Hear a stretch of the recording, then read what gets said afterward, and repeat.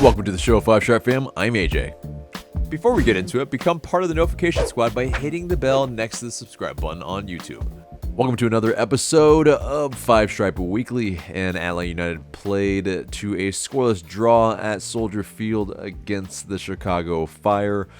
Yeah, a match that had a lot of people just begging for goals. A lot of the chances just went where, nothing hit the back of the net. And, there was one, but VAR pulled it back, and that was for Chicago Fire. But, no one really truly likes a 0-0 draw, but it is a clean sheet for Atl Utd, the fourth of the season for the club. But, the starting 11 had a little bit different look. José Martinez returned, Thiago Almada returned, and it was a little bit of a different look. Santiago Sosa also started for the first time since April 24th. It was, on the outset, it looked like there was maybe enough to be able to handle the Chicago Fire. Now, I think it's just, both sides. It looked like, without goals, it looked like a match that could have had some good opportunities for us to score. But, it's just like chance after chance went begging. Almada, early on, there was a chance where he took the ball off of Shaqiri, and he spotted the run of Cisneros, and it was there was José Martinez there, and it was ended up out for a corner kick, but there's just another chance with Luis Araujo, who drove at the defense and drove into some players. There's just a clear lack of chemistry. I think, although there was an opportunity right before the half that was from Thiago Almada, who had a little combination play, a little give and go with Ronaldo Cisneros, and it was just wide on the far post, and I think it was just the story of the game. Even when we had some team play, it still was not quite clinical enough, and it's just frustrating. Atl Utd on the road, pretty abysmal in terms of the goal department, and I think lately anyway, we couldn't find that late game magic that we had been earlier in the season, that had been probably masking a little bit of our deficiencies. But in that second half, George Campbell, he came off for Aiden McFadden. To speak to that early starting 11, which was interesting because Parata, Campbell, and Alan Franco all played. It seemed a little bit more where it was, slight wing backs at times with Wiley and Araujo. And I didn't mind that look a little bit. Now, I think there might be a need for maybe some overloading of the midfield, maybe a la Man City, a la Arsenal in the Premier League, where, you see more help for Rossetto and Sosa and whomever is playing in midfield, so that we can make those overloads. And, the players that are on the wing can really truly provide that depth, and the width anyway, rather, so that the team can, I think, play out in certain areas that obviously are really a hindrance. I think, largely a lot of the battles are won in midfield, and I think we are lacking a lot in that department. Some overloading with some defenders, and Parata as well. Where he played, yeah, it kind of helped a little bit in that regard to help kind of solidify, parts of that midfield. But I think going forward, we might have to change a little bit of things. But I think in the second half, though, it's there was that VAR call, and Shaqiri, he did finish it off in terms of what looked like a goal for Chicago, but Shaqiri was offside and the goal was disallowed. But we threw the kitchen sink on again. Dom Dwyer, Marcelo Moreno, and again, it's just there was some. I would say there's some ineffectiveness early on with Cisneros and Jose Martinez, who both barely got some touches. But I think it's that, you need the creators on the pitch as well as the willing runners. Cisneros being that willing runner, Jose Martinez, adding a little bit of that, that hold-up play into his game. He is someone that can bring others into the game. But I think, you only have Almada and you have Luis Araujo. Luis Araujo, lately anyway, has been trying to do a lot of things on his own, trying to play a little bit more hero ball. And I think that's kind of what's been a little bit of an issue here. I think, the chemistry between these attacking players is just not there. They're not anticipating where each other are going to be. They are just head down and basically trying to take a shot. And, you need to see that chemistry build. It's just definitely not there at all. And I think you can see why we, there's the scoreline. It's a scoreline that, it's pretty indicative of, the lack of true chances. I mean, there's a few chances in this match that I think you would say were a pretty decent chance, but other than that, a few pot shots, and to be fair, also, their goalkeeper Slonina just secured a move to Chelsea, and it speaks to kind of the quality of their goalkeeper, and it's one of those things where it just makes you, after the match, just talking to yourself. I'm sure the players are talking to themselves. We're all just kind of cursing this game a little bit that, it just wasn't more exciting in the goal department. But, in terms of, what this match brought, it both teams get a point. We are still in 12th. And Chicago Fire, they actually, I believe, moved up one position because of it. But LA United, they will play Seattle Sounders on Saturday at 3 p.m. at the Benz, and I'll have that preview later on for you in this show. But we'll wrap up this match, and that gets us into the news.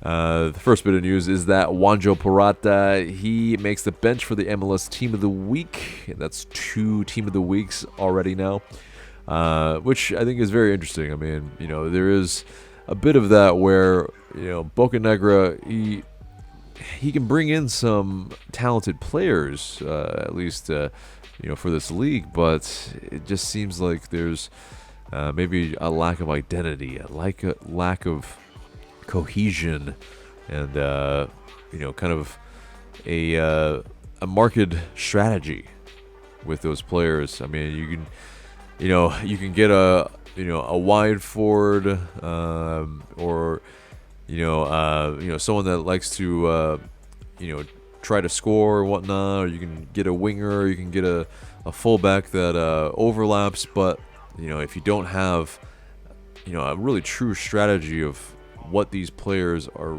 absolute best at and how they can cohesively play together, then maybe it is an issue. But it largely, massively is an issue, I think. But that's neither here nor there, because, well, Carlos Bocanegra, he did speak about Thiago Almada. There was that rumor that he was benched because of attitude reasons, according to him anyway. He said, quote, "We heard the same thing, and again, to be honest, it's pretty frustrating. It's a pretty frustrating narrative. I think a couple individuals, for whatever reasons, take assumptions and maybe take a little tidbits that they get from, I don't know if it's direct messages or messaging players or people around the club, around the staff, but that's completely not true, and again, frustrating. He's a great kid. He trains extremely hard. He has a good attitude, and for people to kind of put this out there that all of a sudden he's a bad kid, or he doesn't train hard, or he doesn't want to be here with us. I'll give you a great example. With Gonzalo was Training Plus. We have 2 to 3 exercises throughout the week that really promote the competition and intentionally the work rate at a high intensity to stimulate what they get in the game. He consistently performs in the top 3 to 5 players across all the metrics for the physical part of those training sessions, right? So the commitment, the work rate, that's frustrating here, and then you hear that the kid doesn't want to come in. We started the process when Heinze was the manager. Speaking to Thiago, and potentially he would come in the summertime, we ended up parting ways with Gabby and afterwards called Thiago. Thiago, hello, how's everything going? Where are we with everything? I still want to come, he said, quote, I still want to come to Atlanta. I want to come to MLS. I'm excited to come to the club. So, it comes down to he did have a say in the matter. Now, that may be all well and fine, but there is the fact that Gonzalo Pineda, he said on Thursday when he was asked specifically if there were issues with Almada's professionalism or skill set when deciding who will start, Pineda said, quote, everything. He never mentioned when players had been sick, which he had told 92.9 on Friday. So, there's this weird drama with Almada, apparently. Maybe being the guy that was called out by Jose Martinez for the player, or maybe one of the players that maybe wasn't fully committed and wasn't putting everything into training. Now, whether that is the case, all that kind of is some speculation now, and whether Pineda actually meant what he said, or whatever it is, it's a confusing bit, and I think in large part it's this. Almada, I think we know that he said this to Argentine press, I believe, it's that he wanted to be here for a year and make the move to Europe. Now, I think with that being said, yes, he may have wanted to come to MLS and kind of prove himself and then make that big money move. But I think you've seen that.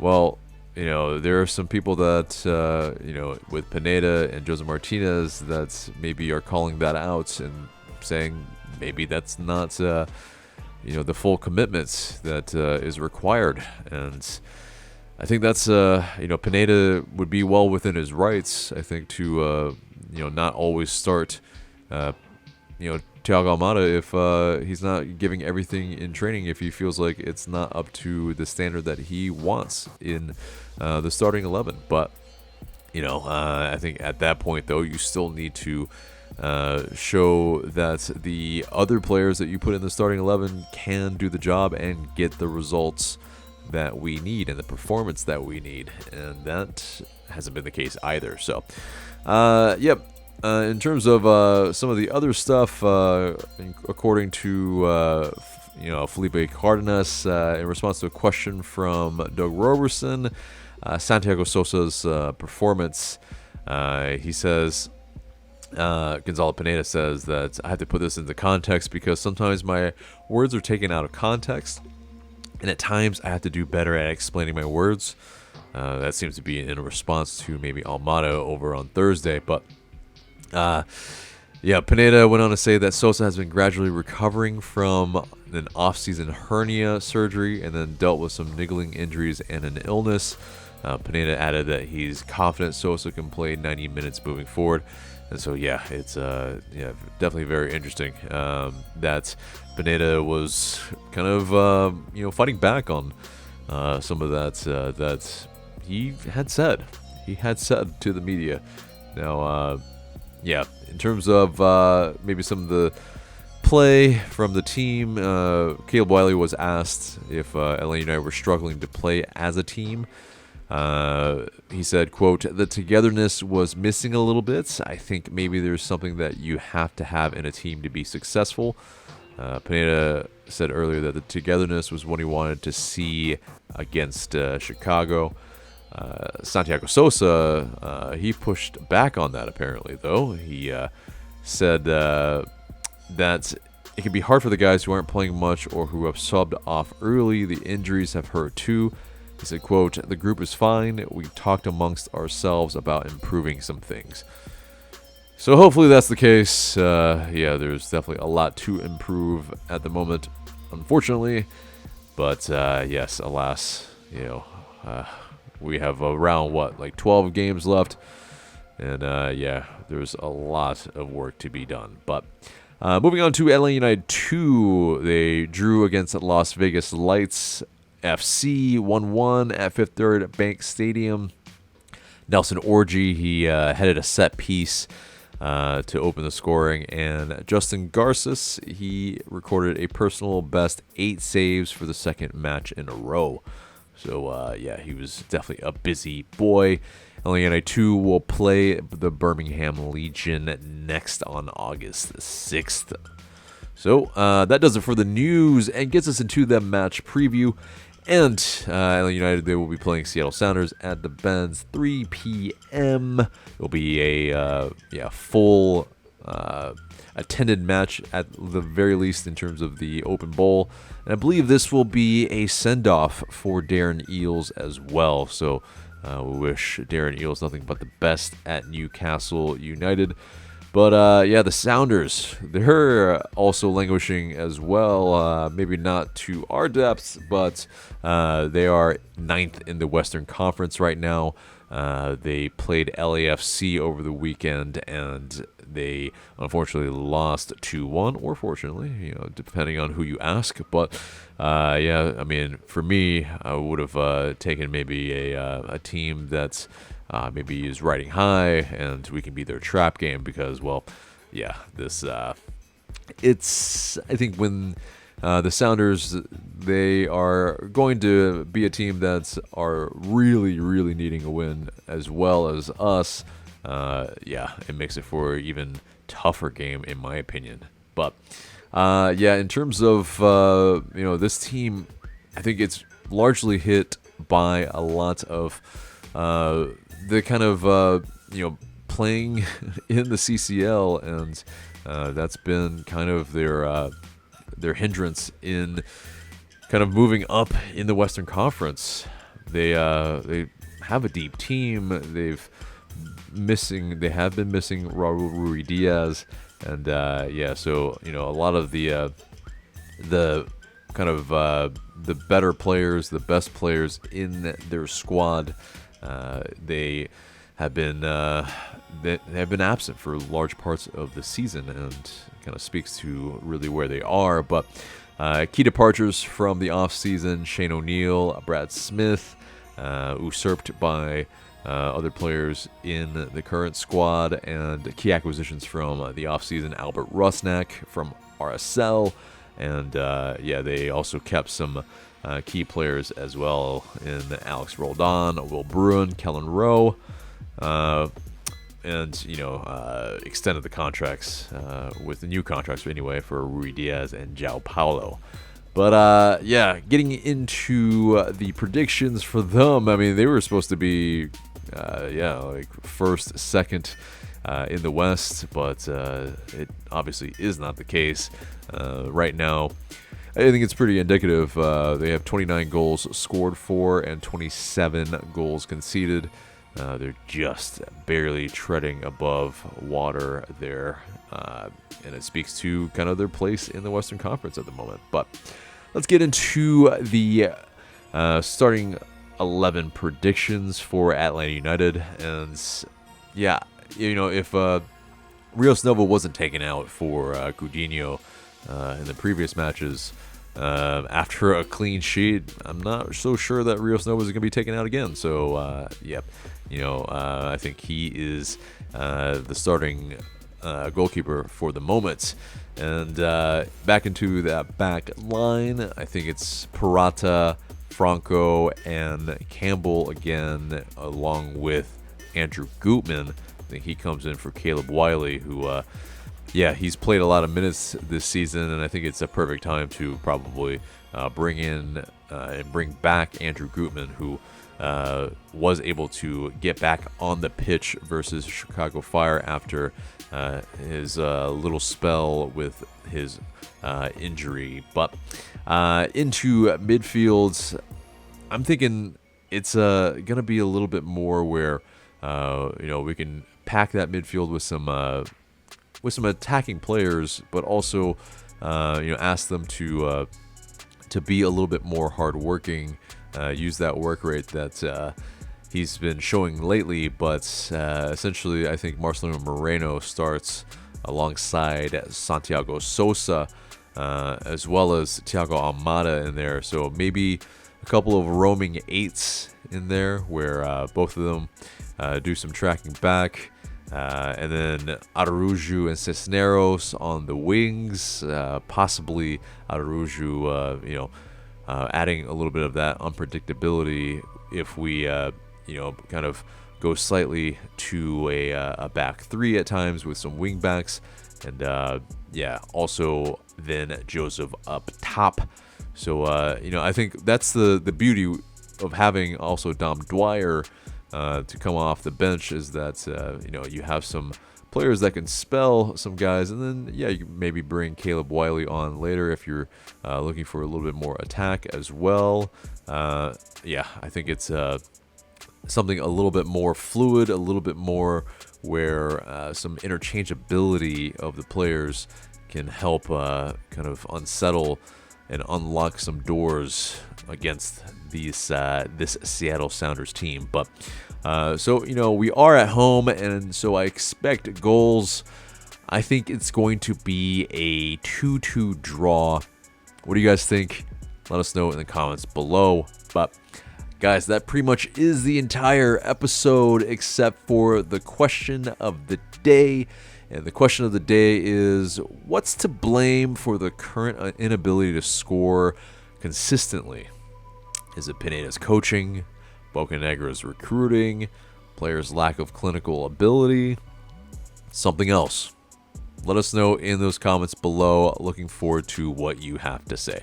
But guys, remember to like, share, comment, subscribe. Thank you so much for watching. I've been AJ, and I will see you in the next video.